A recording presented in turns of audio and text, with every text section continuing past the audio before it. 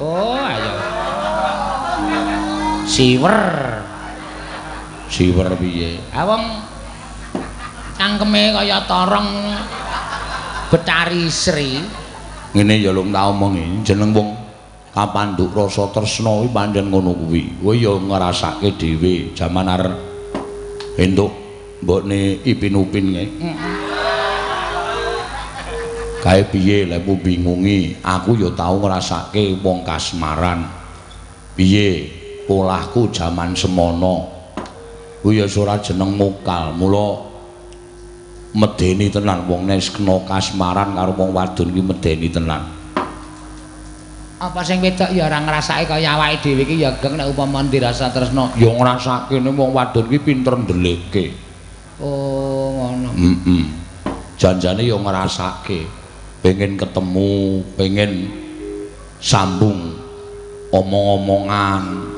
Ora ketang sak teliraman pengen weruh ya jane ya ngrasake nek ming wong wedok ki pinter ndeleke.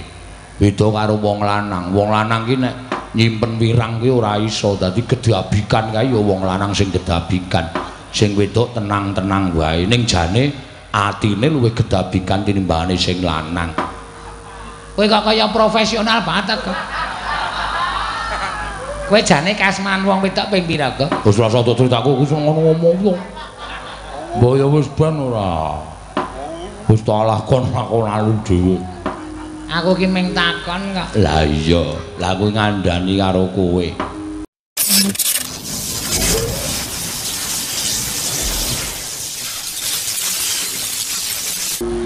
Nyo jagat mangestu ngoro wayah betur jagat. Ora mengko dhisik mati. Patih Kunjara Yaksa. Nonamit pasang kaliman tabi tinebena ing loduni demawaing tawang tuwang. Wonten timbalan ing kadhawu menapa? Gusti kula ingkang sinuwun ing atas angin miji dhateng ngabdi ing kepatihan. Gurawalan panampinipun ing ngabdi ing kepatihan. Ngibaratipun wonten ing jawi sanget kuwatos sing manah. Nanging sareng wonten ngarsa paduka tebih saking raos kemarasan sinuwun wanter pangandika paduka ingkang kula tampi kepareng wamiji dhateng wiswanipun ing ngabdi kepatihan kula nedya nganglungaken jangga nelingaken karna mastuti sabda paduka Gusti kula ingkang sinuwun ing atas angin Patih Kunjara Yaksa wonten timbalan kadiparan anggone ringsun percaya minangka dadi badal wakil ingsun pranata tata rakiting negara ing atas angin. Mara diake matur marang panjenengan ingsun samendang aja nganti ning karempit. Menawi paduka amiji dhateng bisowanipun ing ngabdi saha paring dawuh babagan tata rakiting praja. Sinuwun sadaya mboten badhe nguci wani para kawula sami sayek saka kabeh akari lungguring nusa bangsa tuwi negari ing ngatas angin. Medhahipun para abdi prajurit boten kendhat anggenipun sami gegladen olah kridaning aprang. Sawanji-wanji praja paduka katemping parang muka boten badhe anggepa kunca paduka Gusti kula ingkang sinuwun. He abdi kepatihan remuk kasawurna putung sumangga kabandhemna kula non inggih. Gawe bombong penggalingsun ora liwat pakarening utama tindakna selawase. Kawula non ngestaken dawuh.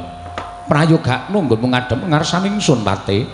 Sampun boten kirang prayogi bisawanipun ing abdi kepatihan. Namung dene lan sak sampunipun kepareng kula ngaturaken sembah sumungkeming pangabektinipun ing abdi kunjuk sandhapada paduka Gusti kula ingkang sinuwun. Sinuwun Prabu Ataswara ndak tampa tiba sepadha-padha. Ora liwat pangestu ingsun tampan ana. Kula pundi nggo jimat paripin dayana ing kasantosan. Prayogakna nggon ngadhep ngarsaning sun. Sampun boten kirang prayogi bisawanipun ing abdi kepatihan. Togok wonten dawuh sinuwun. Rada adoh nggon musuhan ana ing negara ngatas angin kene. Netepi kula menika namung jejeripun abdi, mangke kinten kula menika cemongol-congol. Golek pendhok supaya ketok papan kula wonten wingking sinuwun. Kepareng kula ngaturaken sembah pangabekti kula kunjuk ndak tampa ora liwat pangestuku tampanana to Gop kula pundi nggo jimat paripin dayana ing kasantosan apa dene sira mbilung prayogakna nggonmu lungguh nun inggih ngesnaken dawuh Gusti kemarang kula ngaturaken sembah sumangga ming pangabekti kula kunjuk ya mbilung dak tampa ora liwat pangestu ingsun tampanana kula pundi nggo jimat paripin dayana ing kasantosan Pate wonten timbalan mesti wae agawe kaget dene dina samengko iki panjenengan ingsun nglumpukake sangganing para wadyabala nayaka punggawa ing atas angin ora liya kejaba monggonku bakal mbabarake wigati ning pasewakan kejaba saka kuwi isih katon rengu pasuryaning patih nggone sowan ngabyantara ning ngarsaning ingsun mekaten sinuwun kagiat sotaning manah mboten kanthi kanyono-nyono dinten sak mangke kula katimbalan sowan kathah tuwa tandha pitaken salebeting manahipun ingkang abdi kepatihan menapa ingkang abdi nandhang kalepatan upami kula nandhang lepat dosa menapa ing badhe kula sandhang menapa ingkang abdi badhe pinaringan ganjaran upami paduka badhe paring ganjaran dhateng abdi kepatihan lajeng labetan menapa ingkang sampun kula tindakaken malah sak mangke gandeng sampun wonten miyosing pangandika paduka Gusti kula ingkang sinuwun mugi paring nggali paduka hamba baraken wigati ning pasewakan madyaning datul ya negari ngatas angin mriki diweji semban kula Pate Kunjara Yaksa wonten timbalan ingkang sepisan panjenengan ingsun bakal ngrembug babakan tata kaprajan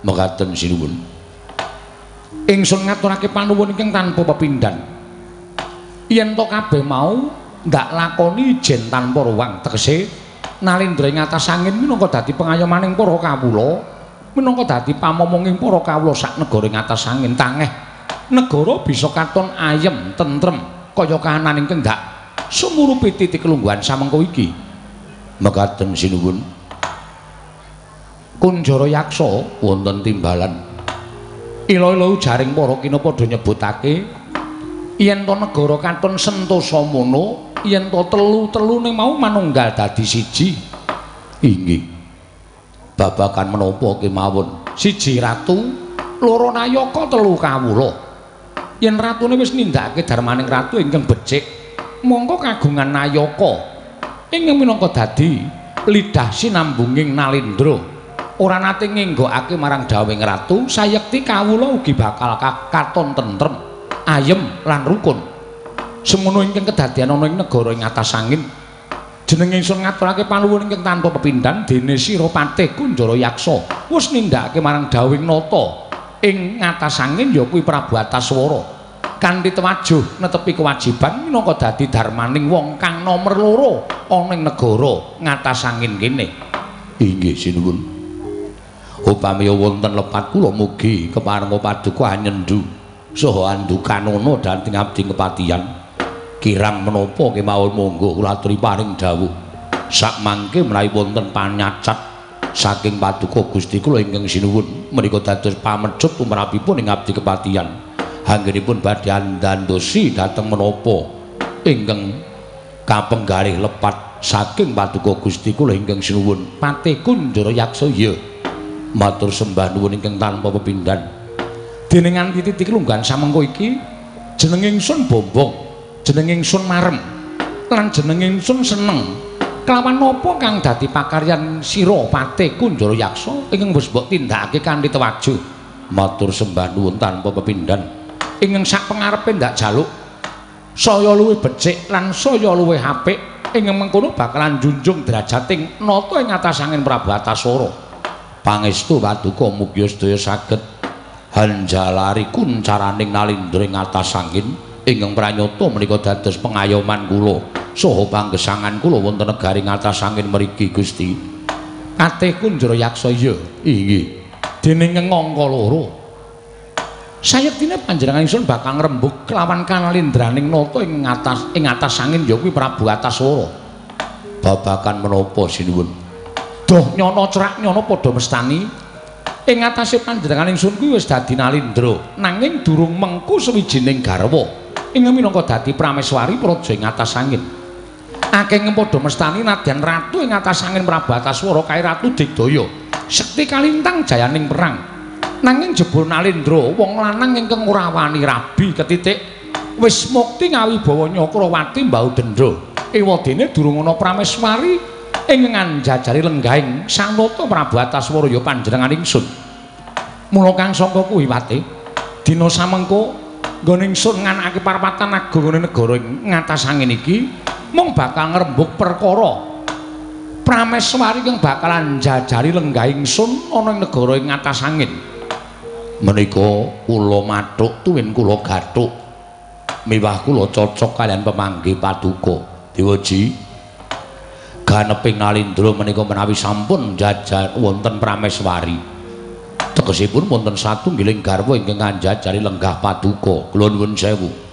mboten perkawis menika wujudipun garwa leladi dhateng paduka Gusti kula ingkang sinuwun nanging kula nuwun sewu jejering prameswari menika ugi saged dipun sebat tetiyang ingkang saged angembat kendhu kencenging praja tuwin angembat dhateng perkawis negari wontenipun satunggiling prameswari sak mangke saged angentreng-entrengi dhateng penggalih paduka anggenipun ngasta bawat peperintahan negari ing atas angin menika sinuwun pancen bener kaya mengkono mula wektu dina iki wis tak tetepake yen to panjenengan ingsun bakal tetaren kelawan sira Patih Kunjara Yaksa apa dene abdiku ingkang ndak caketake ya kuwi Toga kelawan Bilung munggo penemuku nggonku bakal mengku garwa iki mengko menawi telu mekaten kepareng paduka namung kantun lan ndederek Toga wonten timbalan mara maju Toga aku bakal sarembuk lawan sira nuning nggih ngestakaken dawuh nyuwun pangapunten lamit lho sinuwun iya wis ndak keparengake Toga Andra ingkang Puswita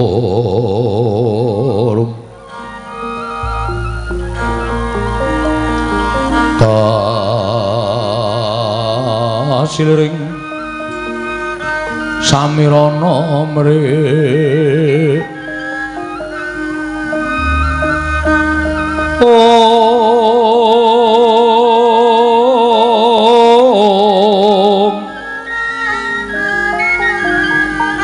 sekar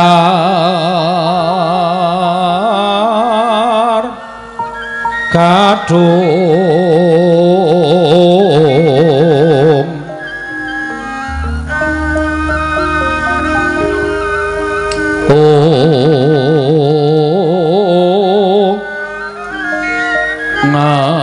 ngas kandanyo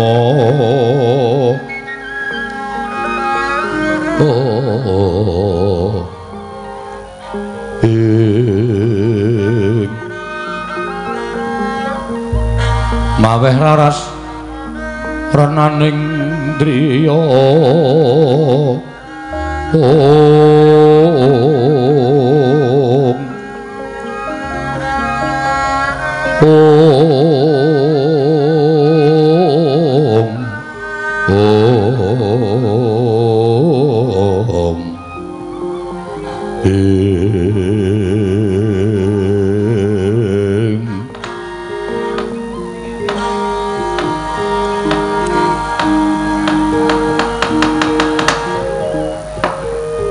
Toga wonten timbalan mesti wae ora bakal panjenengan ingsun ngambali apa ingkang wis aturake kelawan mate inggih nggone ingsun kepengin mengku garwa minangka dadi prameswari negara ing atas angin kene Toga miturut penemumu piye Panakawan Satugara lha nek miturut pemanggih kula sae mawon wong nyatane sing jeneng ratu niku pancen kudu nyanding prameswari wonten ing nyebataken Nalindra menika garwanipun dipun parengaken boten namung setunggal kalih tiga sumangga nanging ewadene ingkang kasanding minangka prameswari namung setunggal sanesipun minangka garwa selir Gusti kula ingkang sinuwun Prabu Ataswara menika satunggiling Nalindra muda kula nuwun sewu dasare Ratu Nom monggo sugih bondo sugih bandu sampeyan dadi Nalindra kula nuwun sewu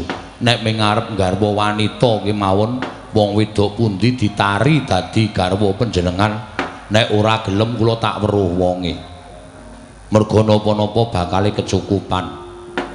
Bila Gusti kula kantun milih kemawon sinten ingkang minangka dados weting penggalih, sinten ingkang sampun lenggah wonten ing penggalih paduka. Inggih menika anandur raos tresna wonten ing penggalih paduka Gusti kula ingkang sinuwun sak mangke dipun turuti kemawon. Mergi menapa nadyanto kesengsem ning nek ora ana raos tresna menika ya ora apik kedadeane. Semono uga tresna niku nek dipeksa ya ora apik kedadeane. Mula nek ajeng garwa sawijining wanita menika nuwun sewu atine ditari dhisik cocok menapa mboten, tresna menapa mboten. Nek tumitulut kula kaya ngoten. Togo wonten timbalan. Setemene ora ana ingkang kudu ndak kanthi supaya ngembat kelawan pangandikaning ingsun. Perkawis menapa calon garwaku kok. Nuwun sewu, menapa sampun wonten wanita ingkang dados lenging penggalih paduka? Wis ana. Wis ana mung aku durung ngaturake sarta durung ngandhakake kelawan kowe Togog. Lah, nek pun wonten mbok kantun dilamar kemawon. Sampeyan iku Nalindra. Gayu napa-napa kasembadan. Putri pundi, putranipun Nalindra pundi, nek putra Brahmana saking pundi, nek wong wadon lumrah ewadene saged dados sarana sampeyan menika nggadahi raos tresna upamane ming putri-putri kawula cilik saking dusun pundi, saking desa pundi, awi kula dherekke dilamar mawon tumuntun dipun sengkaken ngaluhur dados prameswari wonten negari ngatas angin. Togo wonten dawuh saka rumangsaku yen aku kuwi Nalindra nom mongko aku ki bagus. Nggih. Tur dasare aku kuwi kedunungan Brana Picis, kesugihan seprapat jagat kuwi dareping Prabu Ataswara. Mula aku ora bakal nggayu wong wadon, wong loro saudon telu saurupan. Saora-orane sing pantes dadi garwaku kuwi upama ta kelakon dikeparengake ya ora ming wong wadon saanane, nanging ya kuwi widodari. Piye lum? Kaya dikandhani. Ora usah dadak werna-werna. Nuwun sewu. Nuwun pangapunten lho. Sampeyan menika titah. Panjenengan menika jalma lumrah. Sing jeneng jalma lumrah menika nuwun sewu. Sampun dipun kudrataken, sampun pinesti nggadahi jodho piyambak-piyambak. Nek menungso ya karo menungso. Aja menungso kok nggayu widodari. Lho nuwun sewu, niki nek upama widodarine purun mang pundhut garwa, ning nek dewa sing nguwasani widodari niku mboten ngeparengake mengko ndak dadi perkara, mengko ndak kriwikan dadi grojogan, geguyon dadi tangisan. Merga pun dijodokke dhewe-dhewe sinuwun. Nalindra menika kaliyan putri, nek pendhita menika kaliyan Endang. Nek dewa menika kaliyan widodari mboten pareng nawi jejering jalma menungsa lumrah kok nggayu widodari menika mboten kepareng. Kula nuwun sewu, upami wonten setunggiling titah ingkang saged garwa widodari, titah menika nakautate damel sae wonten ing kayiwangan, tuwin mbelani kawontenaning kayangan, damel sae kaliyan para dewa utawi mbelani para jawata, tumunten lajeng dipun paringi triman widodari. Menika nembe kelampahan. Mboten kok ujug-ujug anggere titah kepengin gayu widodari, titah pengin gayu widodari, atene kentekan kayangan. Lah iya. Terus kayangan mboten nonton widodari, ya terus pripun? Teneh mamring sepi. Niku lho. Sabeh kabeh niku pun dijodhokke dhewe-dhewe. Nuwun sewu. Saniki kula tak nuwun priksa, nek upama widodari sampeyan niku pengin diawan widodari, janjane sapa sing ajeng digayuh? Lho, kowe kok ndadak takon? Lho, kula apal kali widodari kayangan. Kula niku apal. Kowe kok iso apal? Ha, sampeyan tak dereng ngerti to. Nek kula blakani sampeyan ampun kaget. Kula niku janjane tilas dewa. Lho, kowe kuwi tilas dewa to, Gok? Nggih.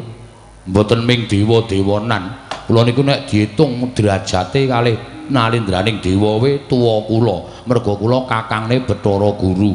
Niki Bathara dosen. Lho. Bathara dosen dengkul murah. Kakangne tegese luwih tuwa. luwih tuwa saka Bathara Guru. Nggih, mula kula tau mapan teng kayangan, kula apal widodari-widodari teng kayangan sing ajeng manggayu sinten.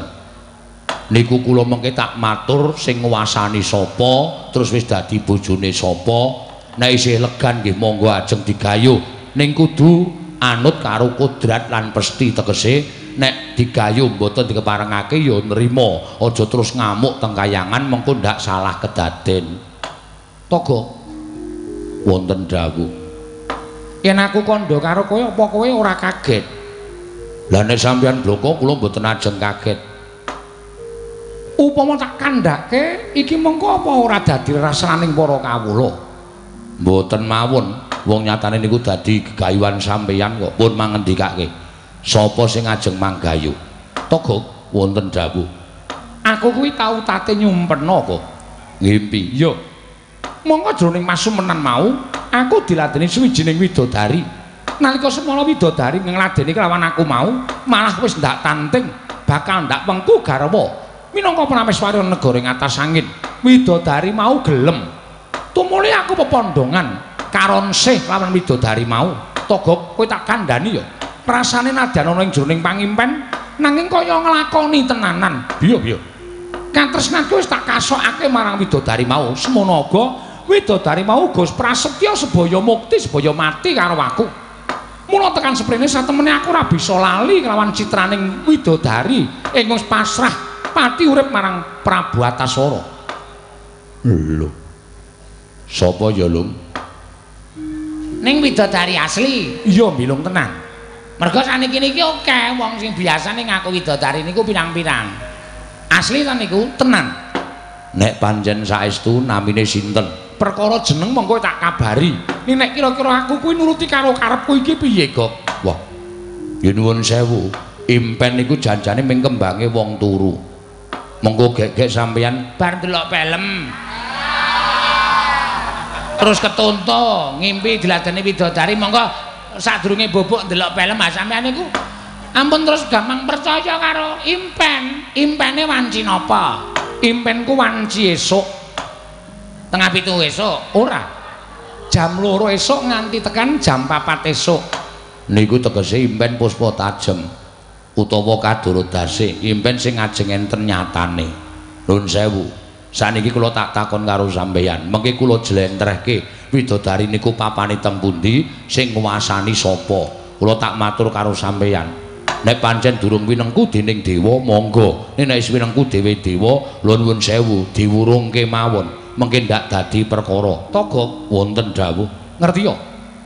Sing wis tau ngladeni aku jroning impen sarta wis mlebu jroning pasumenanku, wis sebaya mukti, sebaya mati kelawan aku. Nandukake rasa tresna kelawan Prabu Atasara tan ora liya kejaba mung dewaning boga ya aku kuwi Bathari Sri Gok kagiat risang kapirangu renanggul kinembet kembet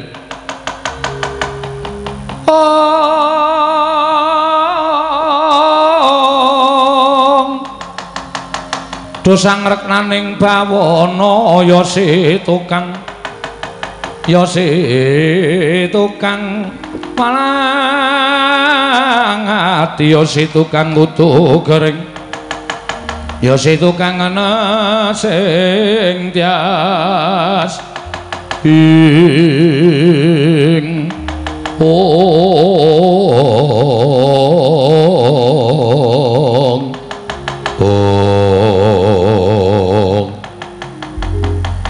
kaget ati kula. Lho, kok kowe kaget ana apa? Mergo sampeyan sareng ngendika nek sing dadi lenging penggali sampeyan sing pun nandukake rasa tresna karo sampeyan nadyan nembe wonten ing saklebeting pasumpenan menika widodari ngenamipun Bathari Sri. Gusti menawi ndaratur kula dipun wurungaken kemawon. Mergo nek sampeyan bacut niki bakale kriwikan dadi grojokan geguyon dadi tangisan. Mergo Bathari Sri menika nembe dipun padosi kakungipun. Lho, sapa? Sony Jos. Kok Sony Jos? Lah kaya lagune Dang Balia Sri. Ora sembrono tolong ki jejer pisan lho. Ya men. Bathari Sri kok Soni Jos. Udu lagu to? Udu, lagu apa ora? Lho, Bathari Sri ki apa ning Mengku, Gok? Wonten. Sing Mengku sapa? Niku sejatine sadurunge dipisahke karo kewajibaning dhewe-dhewe. Bathari Sri menika nuwun sewu kagunganipun Bathara Wisnu. Lho. Kagungane pukulun Sanghyang Bathara Wisnu. Nggih. Ning saploe dipisahke netepi kewajibane dhewe-dhewe Bathari Sri dadi dewaning buga. Mula sinten mawon papan pundi mawon sing ketunggon Bathari Sri niku papane bakal dadi reja, pakane bakal dadi makmur. Napa sing ditandur bakal tukul ngrembaka woh-wohane. Niku dewaning buga. Nek sampeyan ajeng garwa Bathari Sri kula nuwun sewu, kula upamake cecak nguntal cagak, cebol gayuh wulan, muta ngitung lintang, tange kelakone cepak wurunge. Oh syukur mangke nek nganti kadenangan sing kawogan inggih menika Bathara Wisnu. Menika mangke malah ngrekoso sampeyan. Mila ing ndaratur kula dinten sak mangke dipun wurungaken nggih mawon. Tur sampeyan lek ajeng goleki Bathari Sri nggih dereng kantenan saged kasembadan. Amargi Bathari Sri menika mboten saged dipun ngertosi wonten pundi papan dunungipun. Sampeyan bingung lek ajeng goleki ming nuruti rasa tresna kaliyan Bathari Sri wekasan pupus pepuntoning tekad sampeyan ora kelakon mangke malah nglukru dayani sarta merbawani nganggen sampeyan minangka dados nalindra wonten negaring atas angin menika tumpang sung nggone netepi kewajiban minangka nalindra wekasan sing ngrasake mboten sampeyan tok ning para kawula sak negaring atas angin ingkang sami ngraosaken krana sampeyan kapedotan rasa tresna tumuli nglokro lajeng samangke negari ngatas angin ugi dados negari ingkang boten kanten-kantenan krana nalindranipun sampun boten gatosaken dhateng para kawulanipun. Mila menawi ndaratur kula cekap semanten kemawon sampun ngantos panjenengan nuruti dhateng pepinginan ingkang saknyatanipun menika mangke namung badhe anjurung dhateng kesengsaranipun paduka Gusti kula Prabu Antaswara. Togok wonten dawuh tresna kuwi abote kaya wong nyangga bumi. Nggih. Tresna kuwi abote kaya wong nyangga bumi. Wong sing wis ngandhuk rasa tresna kuwi adate sok nganti nekat ngiklasake karo pati uripe dhewe. Mung merga ora kasembadan gone kepengin tresnani sawijining wanita. Nggih. Contone wis akeh, Gok. Wong sing ora kelakon tresnani sawijining wanita wekasan ngiklasake pati uripe sarana nganyut tuwa nglalu ngendhat kalimurda trima koncatan nyawa yen to ora kelakon kalawan penjangkane kuwi wis akeh contone. Nggih. Kaya tagak niki hukum daya wis tolong ora usah dibuka wernane. Tagak iki mung karo bakul kuwaci kok ketenan pati-pati.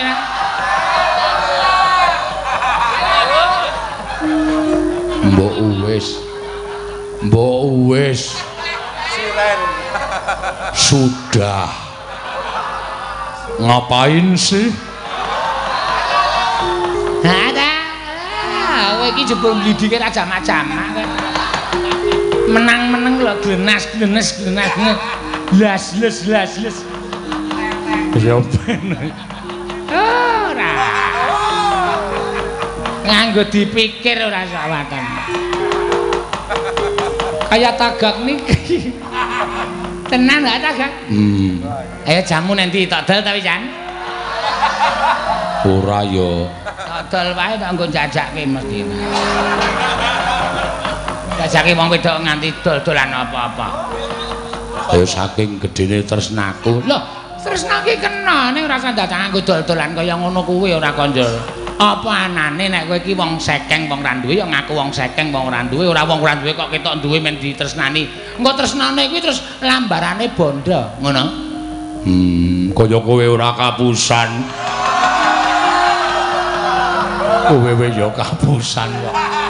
Nek ra wis tak niati. Kuwi tak nggo nyoba nodi sepira to gedhening tresnane. Ana ming semono wae kecil aku. Golek meneh to. Ayo. Iki diomongan apa iki? Niki kula nyontokke nuwun sewu tresna sing salah dalan niku kaya ngoten niku. Tresna niku ati kalih ati. Dewi Sri uga wis nandhukake rasa tresna karo aku ning rak nembe wonten impen. Nggih to?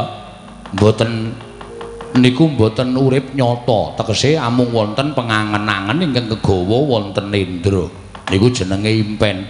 Kacakra bawa dipun nonceki tumuli lajeng dipun pesthekaken nek Bathari Sri tresna karo sampeyan mongko nyatane niku kabeh ming manggon wonten ing angen-angen. Durung karuan Bathari Sri tresna karo sampeyan. Mula tresna nek durung keplok tangan loro niku ampun dioyak. Ampun dioyak mengko ndak malah ngrekoso. Sampeyan wis keplok ning nek Bathari Sri dereng keplok niku padha karo niku disebut tresna sepihak. Sesisih. Tresna sesisih ya, Gak. Ning aku tetep nekat. Mbok ben sesisih mbok ben. Ora sijine suwe-suwe mara dhewe.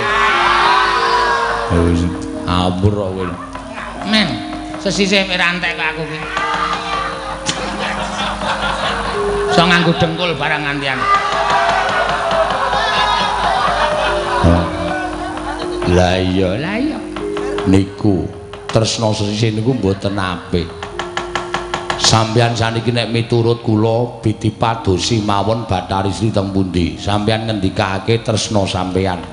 Nek Bathari Sri mboten nampa nggih pun mboten sah diteruske.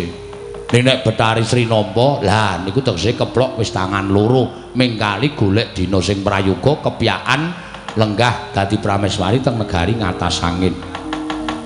Togok wonten dawuh. Setemene aku wis ngerti lenggahing Bathari Sri. Lho, sampeyan malah pun ngertos wis. Bathari Sri dina samengko lenggah ana ing pertapan pring Cendani. Pertapan pring Cendani niku rak pertapane Ingkang Rama. Niku rak papan pelenggahane Ingkang Rama Begawan Gembung tanpa sirah. Niki malah saya angel nek nganti sampeyan kadenangan Kang Rama tresnani Bathari Sri, Kang Rama duka karo sampeyan napa mboten malah mboten kanten-kantenan lampahipun. Ya kuwi ingkang tak penggalih. Nek nganti Kanjeng Rama Penemban Gembung tanpa sirah ngerti yen aku tresna karo Bathari Sri. Apa ora malah didukani dening Kanjeng Rama ning gandeng tresnaku luwih gedhe tinimbangane. Apa wae ingkang gumlarana ing jagat iki, Guk. Paribasane tresnaku kuwi luwih gedhe tinimbang jagat. Mula najan aku didukani dening Kanjeng Rama, aku ora bakal wedi, aku ora bakal mundur. Ana lega rasane nganti kuwi ora gandeng karo nastaning Bathari Sri tak lenggahake jajar ana ing negara ing atas angin kene, Guk. Lagi sampun. Nah wis kaya ngoten niku teges wis ora kena dilekake. Nggih pun monggo. Arek iki apun wong tresna iki angenan aga kowe iki ora. Sing jeneng wong tresna iki ora padha, ngono lho, ora kaya wong kepengin apa, wong kepengin panganan kowe disemayani 2 dina 3 dina kena. Nek sing jeneng wong tresna iki ora iso disemayani. Hari ini harus ketemu ya hari ini bagaimana istilahnya. Mbok basa Jawa wae. Dina iki piye carane supaya ketemu ngono kuwi nek wong tresna nggih ta disuwun. Iya Milo. Ah kandhani kok. Wis men mengke wae ora apa-apa wis ben. Bejo cilaka bunga susah men ditanggung dhewe kowe karo aku ki batur pangembating catur nek iso elek-elek. Nek ora iso ya wis ora kena dielekke ya wis monggo. Awak dhewe wis ora kainan. Lah iya. Lah terus kersa sampeyan. Aku arep atur nawala kan Kanjeng Rama Penemban. Nggih. Isining nawala yen dikeparengake aku arep nembung Bathari Sri tak boyong marang negara ing atas angin. Nek Ingkang Rama mboten maringaken yen nawala mau ditampa kanthi becik tegese isih tak anggap wong tuaku nang yen pancen Kanjeng Rama ora parengake karo karepane anak endi dununge anak polah bapa kepradak. Wis ora pantes aku ngajeni karo wong tuaku. Rawe-rawe rantas malang-malang bakal tak putung, Gok. Wah, jan wis. Jan. Kaya-kaya ngono ya kekuatane lho. Wah iya. Wis ora jeneng mokal didelikke wis angel banget kok. Engko nek delikke iki dianggep wong sing elek-elek ki mau ki wong sengit, wong ora seneng. Kowe ya bola-bali tak ngono sing ana ki tak elekke ya angel banget. Heeh. Kowe nek tak elekke Gok rasah Gok malah kowe semaur. Kowe mung kepadune arep seneng ta? Angel kok mengkono ki delekke wis angel. Lah iya. Lah iya ya wis ben nengke wae. Wis rasane dadak di kepiyek-kepiyeke. Lah iya. Pate wonten timbalan. Mara panjo tak kanteni nawala aturna Bapa Penemban Gembung Tanpa Sirah. Lho niki ngestaken dawuh sinuwun.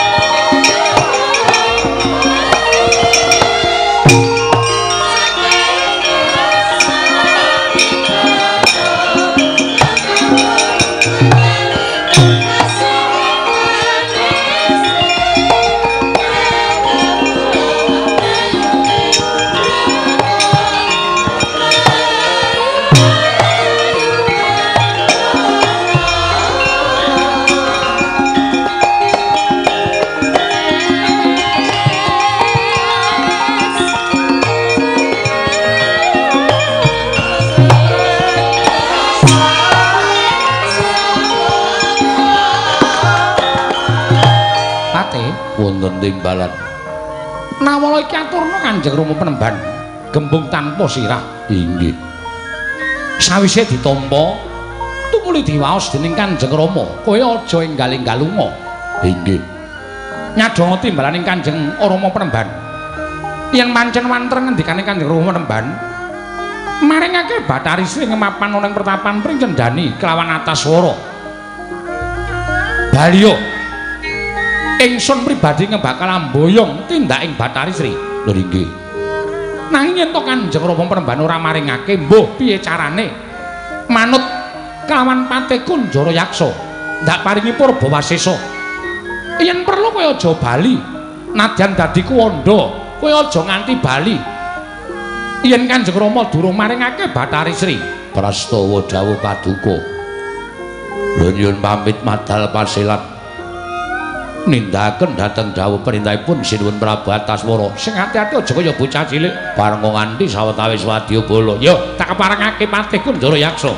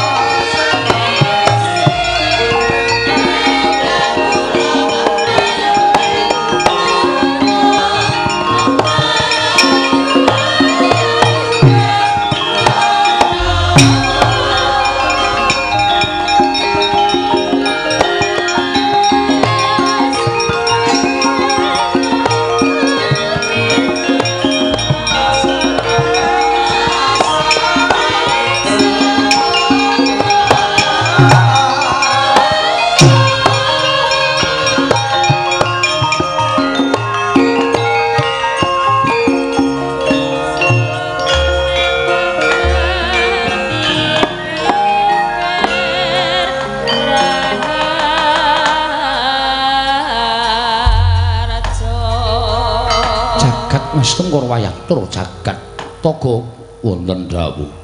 Wah. Ing atase lagi atur nawala wae, kok kaya persasat kaya cetha, saya cetha wewayangane Dewi Sri ana ing madone netra kok. Lah nggih. Lah wis mboten maiben sing jeneng wong nek wis kapandhuk rasa tresna menika nuwun sewu. Mula wonten sing ngendikake mangan ora enak, turu ora kepenak, lungguh ora jenak, Niku pancen wis bener. Pun saniki diampet mawon riyin mengke nenggo sowanipun Patih Kunjara Yaksa pripun ngendikanipun Rama. Waduh, tobat. Lah kok dadi kowe tak samang saya suwe kok iso malih wujuding Betari Sri. Oh, ayo. Siwer piye? Wong cangkeme kaya torong Betari Sri. Ngene ya lho tak omongi, jeneng wong kapandhuk rasa tresna kuwi pancen ngono kuwi. Kowe ya ngrasake dhewe jaman arep entuk mbokne Ipin Upin kae. Kae piye lek bingungi, aku ya tau ngrasake wong kasmaran. Piye polahku jaman semono. Kuwi ya ora jeneng mokal, mula medeni tenan wong nek kena kasmaran karo wong wadon ki medeni tenan. Apa sing wedok ya ora ngrasake kaya awake dhewe iki ya geng nek upama dirasa tresna. Ya ngrasake nek wong wadon ki pinter ndeleke. Oh, ngono. Janjane ya ngrasake. Pengen ketemu, pengen sambung omong-omongan. Ora ketang sak keliraman pengen weruh ya jane ya ngrasake. Nek ming wong wedok ki pinter ndeleke. Beda karo wong lanang. Wong lanang ki nek nyimpen wirang ki ora iso. Dadi gedabikan kae ya wong lanang sing gedabikan. Sing wedok tenang-tenang wae. Ning jane atine luwih gedabikan tinimbangane sing lanang. Kowe kok kaya profesional banget kok. Kowe jane kasmaran wong wedok ping pira kok? Wis rasa critaku wis ngono ngomong yo. Mbok ya wis ben ora. Wis tak lakon lalu dhewe. Aku ki ming takon kok. Lah iya, lah kuwi ngandani karo kowe. Jejimating tilam sari. Sawang purnama cahyamu wenes kamantyan liringmu pandam kamarutan. Sumbaga anuju brana dredeg mandra rangkung manggugah riman. Rum-rum binarum sekar perdapa mekrok udupmu wangi gandamu ulunging gadung sapa rambatamu mesemo sak glerengan tak bundeli ning poncoting sonder dadi usadaning wuyung. Wong ayu. Lumahing bumi kureping langit ora ana wong wadon ing keduga ngrubuhake bebeteng jiwa. Kalendranku jaba mung sira. Batari Sri ing bakal dadi prameswari ning negara ing atas angin. Ngandel ora. Nek ratu ya beda karo awake dhewe. Ah iya. Aku mbiyen ya tau ngono kuwi. Terus mlayu-mlayu ning dalan ming cawetan tok. Ayo kere. Ayo. Ming Panakawan kok karo ratu. Nek ratu tembunge rum-rum bintarum sekar perdapa mekrok udupmu wangi gandamu lunging gadung sapa rambatamu tak bundel ning poncoting sonder. Ki kowe iki kawula deke ratu gandrunging ratu ro kawula ki beda. Ha iya. Kowe mbiyen mlayu-mlayu karo muni tariem. Oh. Wah, ya wis men niku nganu apa to? Timbul lakon ora sok kaya ngono kuwi. Ha iya. Ya wis, Gusti. Togo piye? Sampun ngantos sampeyan supe dhateng kawontenan menika wonten madyaning pasewakan menawi badhe ngandharaken tembung ingkang sae sastra ingkang wonten sambetipun kalian katresnan monggo kula dherekaken manjing wonten ing taman kemawon mangke panjenengan saged ngudar gagasan wonten telenging taman jagat yo pathul jagat pangestuwara Togo wonten dawuh bubar kang padha sebo jeneng ingsun kundur ngedaton angrantu marang suwaning patih Kundara Yaksa nggih ngestakaken dawuh nyuwun pamit matal pasilan sing ati-ati aja kaya bocah cilik Togo Purna gati ning pananggilan sarota suwundur ngedaton jeluk saking dampar kencana kinapit gambaran gading kadhiraken sanggaring Promban Cethi manggo ketanggung Joko Paloloro ing sami ngampil patraning keprabun kawis tinggal saking Mandra tindak nyo Sri Naranata lampun katinon saking Mandrawa kaya tansah reruntungan candrane